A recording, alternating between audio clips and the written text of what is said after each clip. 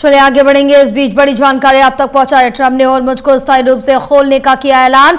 Trump ने truth social पर लिखा, चीन बहुत खुश है। कुछ हफ्तों में जब मैं चीन जाऊंगा, शी जिनपिंग मेरा गर्मजोशी से स्वागत करेंगे, डोनाल्ड ट्रंप ने कहा। इसके साथ ही कहा है कि आसिम मुनीर उच्च स्तरीय प्रतिनिधिमंडल के साथ ईरान पहुंचे। बड़ी जानकारी आप तक पहुंचा रहे हैं, जहां बताते चले कि ट्रंप ने होर्मुज को स्थायी रूप से खोलने का ऐलान कर दिया है। बड़ी जानकारी, डोनाल्ड ट्रंप ने होर्मुज को स्थायी रूप से खोलने का ऐलान किया है। ट्रंप ने ट्रुथ सोशल पर लिखा है, चीन बहुत खुश है। कुछ हफ्तों में जब मैं चीन जाऊंगा, शी जिनपिंग मेरा गर्मजोशी से स्वागत करेंगे, ट्रंप ने कहा। इसके साथ ही आसिम मुनीर उच्च स्तरीय प्रतिनिधिमंडल के साथ ईरान पहुंचे हैं।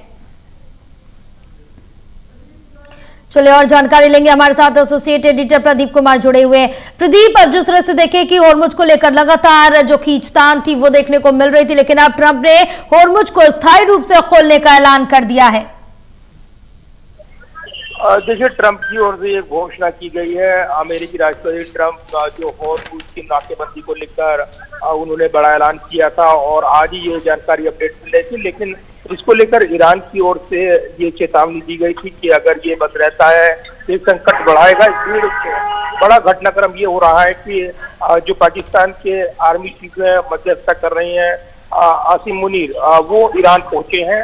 इस बीच राष्ट्रपति ट्रंप ने एक ट्वीट किया है सोशल प्लेटफॉर्म पर और उसमें होर्मुज को खोले जाने का ऐलान किया है। तो एक तरीके से अभी तक नाकेबंदी ईरान की ओर से थी, लेकिन इस पर परोक्ष रूप से नियंत्रण स्थापित करके ये दिखाने की कोशिश ट्रंप की ओर से की गई है कि वो होर्मुज, उस पर उन्होंने नियंत्रण स्थापित किया, अब वो उसको खोल रहे हैं। तो इसके रणनीतिक मायने हैं।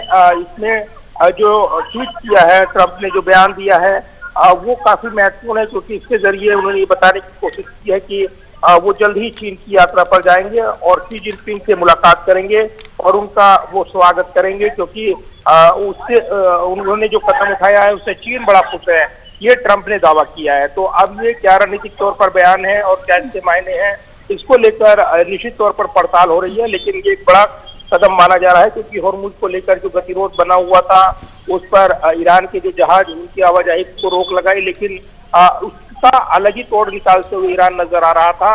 और इस बीच जो युद्ध विराम मौजूदा वो खत्म होने जा रहा है। इससे पहले युद्ध विराम की अवधि भी अब बढ़ेगी, तत्कालिक तौर पर ये दिखाई देता है। तो इसकी समय अवधि जो पहले जो 2 हफ्ते का था वो 21 तारीख को खत्म हो रहा है, लेकिन अब ये उससे पहले ही अगले दौर की बातचीत को लेकर संकेत मिल रहे हैं कि जल्द ही अगले दौर की बातचीत हो सकती है। उसी को लेकर जो मध्यस्थता करने की कोशिश हो रही है, उसमें मिडिल ईस्ट के देश भी चाहते हैं कि वो किसी अंजाम तक पहुंचे। बिल्कुल प्रदीप, तमाम जानकारी साझा करने के लिए बहुत शुक्रिया आपका।